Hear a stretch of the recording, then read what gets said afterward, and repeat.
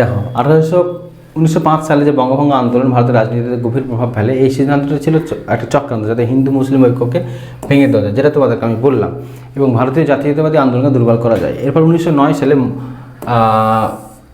মরলে মিন্টো আর কি ব্রিটিশ সরকারের ভারতীয়দের মধ্যে বিভাজন আরও তীব্র করে দেয়। এই সংস্কারের মুসলিমদের জন্য পৃথক ভোটাধিকার প্রতিষ্ঠা করা, এটা ভেরি ভেরি ইম্পর্টেন্ট।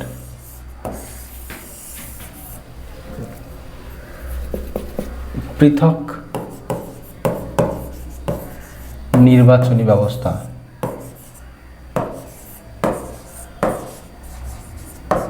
অর্থাৎ মুসলিম এলাকায় মুসলিম ভোটে দাঁড়াবে, এই যে ব্যাপার। পরবর্তীকালে এটা আরও আমরা দেখতে পাবো 1932 সালে, পরবর্তী ক্লাসে সেটা আমি বলবো। তো এইটা মনে রাখবে, 1909 সালে কিন্তু মুসলিমদের জন্য পৃথক ভোটের অধিকার কিন্তু প্রতিষ্ঠা করা হচ্ছে, যার ফলে মুসলিমরা হিন্দুদের থেকে আলাদা হয়ে নিজেদের প্রতিনিধি নির্বাচন করতে সক্ষম হতো। অর্থাৎ মনে করছি যে কোনো একটা মুসলিম এলাকা আছে, তাহলে সেই মুসলিম এলাকাতে যদি মেজরিটি মুসলিম থাকে, তাহলে সেখানে মুসলিমই দাঁড়াবে, হিন্দু দাঁড়াতে পারবে না, এই ভোটে দাঁড়াতে পারবে না। এই ব্যাপারটা কিন্তু ছিল, বা তাদেরকে পৃথক যে ইলেকট্রাল কোলাজ বা নির্বাচনী ব্যবস্থা সেটা কিন্তু চালু করে। এই সংস্কারের ফলে ভারতের রাজনৈতিক পরিস্থিতি আরও জটিল হয়ে ওঠে, কারণ এটি হিন্দু মুসলিম বিভাজনকে আরও শক্তিশালী করেছিল। তবে এটি ভারতীয় জাতীয়তাবাদী আন্দোলনের উপর কিছুটা বিরূপ প্রভাব ফেলেছিল, কারণ সংস্কারটি জনগণের মধ্যে কিন্তু বিভাজন তৈরি করে। এটা কত সালে হচ্ছে? তাহলে 1909 সালে। তাহলে 1909 সালে, তারপরে আমরা দেখব 1919 সালের মন্টেগু চেমসফোর্ড, এটা পরবর্তীকালে দেখব মন্টেগু চেমসফোর্ড। তারপর 1927 সালে সাইমন কমিশন, তারপর 1935 সালে ভারত শাসন আইন, তারপর 1945 সালে ওয়াভেল পরিকল্পনা। এই যে বিভিন্ন জিনিসগুলো আছে পরপর কিন্তু দেখতে পাবো আসলে যে এই যে বিভিন্ন সময় যে বিভিন্ন আইনগুলো আছে, এগুলো কিন্তু ব্রিটিশের একটা সংস্কার, বা একটা সংস্কার যে আইন, সেই আইনগুলো এবার কি হয়, আস্তে আস্তে তারা 1973 সালের যে রেগুলেটিং অ্যাক্ট, সেখান থেকে আস্তে আস্তে কিন্তু এইগুলো আসছে। তাহলে এইখান থেকে আস্তে আস্তে তারা কী করছিল, আস্তে আস্তে তার ভারতের বিভিন্ন অংশকে জুড়ছিল।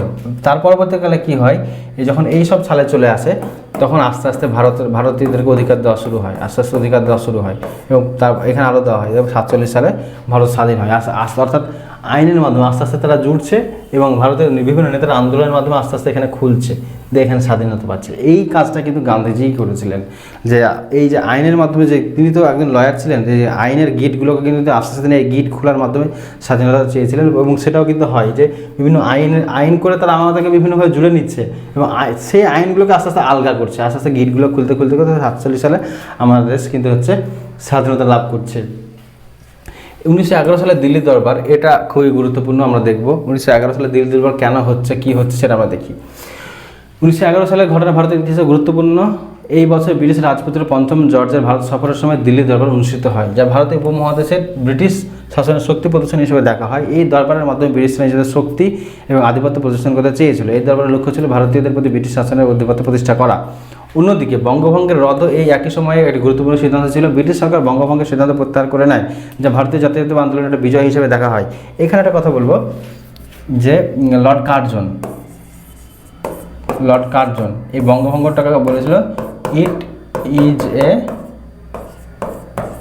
সেটেল ফ্যাক্ট, এটা বলেছিল। তখন সুরেন্দ্রনাথ ব্যানার্জি, অর্থাৎ SN ব্যানার্জি বলেছিলেন, I will unsettle the settle fact. সেটা কিন্তু পরবর্তীকালে হয়, যে ব্রিটিশকে কিন্তু দেখো এখানে কিন্তু মাথা নামাতে হচ্ছে, তাদের যে বঙ্গভঙ্গ যে করেছিল সেটা কিন্তু রদ করতে হতো। ব্রিটিশরা ভারতীয় যে জনগণের যে আন্দোলন, তার কাছে কিন্তু মাথা নত করছে। এইটা কিন্তু একটা গুরুত্বপূর্ণ একটা মাইলস্টোন ভারতের স্বাধীনতা সংগ্রামের জন্য, যে আন্দোলনের ফলে তারা যে আমরা জিততে পারি, আন্দোলনের মাধ্যমে আমরা তাদের কাছে অধিকার ছিনিয়ে নিতে পারি, তার একটা কিন্তু গুরুত্বপূর্ণ দিক। এবং ওইখানে আরেকটা ঘটনা ঘটে 1908 সালে, ক্ষুদিরাম বোস, প্রফুল্ল চাকি প্রভৃতির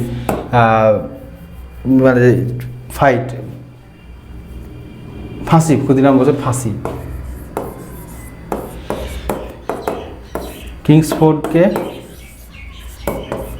কিংসফোর্ডকে হত্যা করতে গিয়ে ধরা পড়েন এবং ফাঁসি কাটে প্রাণ দেন ক্ষুদিরাম বসু 1908 সালে। দেখো বিষয় হিসেবে দেখা হয়, তবে এটি একটি রাজনৈতিক কৌশল ছিল যা ভারতীয়দের বিভক্ত করার জন্য অস্থায়ীভাবে প্রকৃত আন্দোলন থেকে মনোযোগ ঘুরে দিতে সাহায্য করে। এবার দেখো একটা জিনিস আমি তোমাদেরকে বলবো, এই যে দিল্লি দরবার যে হয়েছিল, এই দিল্লি দরবার 1911 সালে হচ্ছে। এটা কেন, যে এই দিল্লি দরবারটা কি, এই দিল্লি দরবারের মধ্যে দিয়ে এই ব্রিটিশরা তখন আমাদের রাজধানী, ব্রিটিশ ভারতের রাজধানী কী ছিল, কলকাতা। তো যখন দেখলো যে কলকাতাতে রাজনৈতিক কর্মকাণ্ডগুলো পালন হচ্ছে, বা কলকাতাতে আমরা ব্রিটিশরা দেখলো যে আমাদের কাছে হার স্বীকার করতে হলো জনগণের কাছে, তো তার একটা প্রতিহিংসা বা প্রতিরোধ স্বরূপ আমরা বলতে পারি যে কলকাতা থেকে রাজধানীটা স্থানান্তরিত করে নিয়ে চলে গেল কোথায়, দিল্লিতে। এইখানে ওই পঞ্চম জর্জ হাতির পিঠে চেপে আসছিলেন এবং সেইখানে রাজধানীটাকে স্থানান্তরিত হয়েছে। 1911 সাল থেকে কিন্তু ভারতের যে রাজধানী সেটা কিন্তু দিল্লি হয়। সেই দিল্লির উপকণ্ঠে নতুন দিল্লি বলে একটা জায়গা স্থানান্তরিত করা হয় এবং সেখানে কিন্তু রাজধানী মানে স্থাপন করা হয়। তাহলে আমরা এটা দেখবো যে ব্রিটিশ ভারতের রাজধানী দিল্লি বা নতুন দিল্লি কবে থেকে ছিল, তখন বলবো 1911 সালে। এইখানে কি হয়, লর্ড হার্ডিঞ্জ মানে হাতিতে চেপে আসছিলেন এবং রাসবিহারী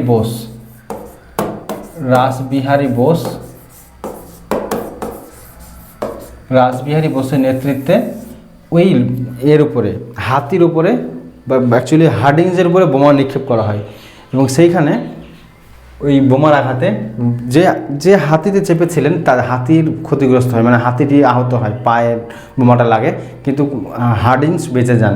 এইটা একটা গুরুত্বপূর্ণ ঘটনা। তো এই ঘটনাটা মনে রাখতে হবে যে বোমা নিক্ষেপ করা হয়েছিল 1911 সালের, মানে যখন দিল্লি দরবার যখন প্রসেশনটা হচ্ছে, মানে শোভাযাত্রা যখন হচ্ছে, ওই শোভাযাত্রার মধ্যে কিন্তু বোমা ছুড়েছিল। অর্থাৎ তখন আমরা খুব সহজে বুঝতে পারছি যে পঞ্চম জর্জের সামনে এই বোমা নিক্ষেপ করে দেওয়া, তারপরে তখন বুঝতে পারা যাচ্ছে যে কতটা রকম তীব্র অসন্তোষ ছিল ভারতীয়দের মধ্যে ব্রিটিশকে নিয়ে, এবং সেই খবরটা যে পঞ্চম জর্জের মাধ্যমে কিন্তু ইংল্যান্ডে পৌঁছেও যাচ্ছে খুব সহজেই। তো সেই উদ্দেশ্যে মানে ব্রিটিশ সরকারকে এটা চকিত করার উদ্দেশ্যে কিন্তু এই বোমাটা নিক্ষেপ করা হয়। যদি বোমাটা হার্ডিঞ্জের গায়ে লাগেনি, যদি তিনি লাগতেন তাহলে ওখানে কিন্তু তিনি মারাই যেতেন। এটা মনে রাখতে হবে। তাহলে it is a settle fact কে বলেছেন, Curzon. I will settle the unsettle fact এটা কে বলেছেন, এটা এস এন ব্যানার্জি। ক্ষুদিরাম বোসের ফাঁসি 1908 সাল, কিংসফোর্ডকে মারতে গিয়ে ফাঁসিটা হয়, ধরা পড়ে এবং ফাঁসি হয়, এবং এইগুলো আমাদেরকে মনে রাখতে হবে। এবং কলকাতা থেকে রাজধানী স্থানান্তরিত করা হচ্ছে 1911 সালে, এটাও কিন্তু গুরুত্বপূর্ণ ঘটনা।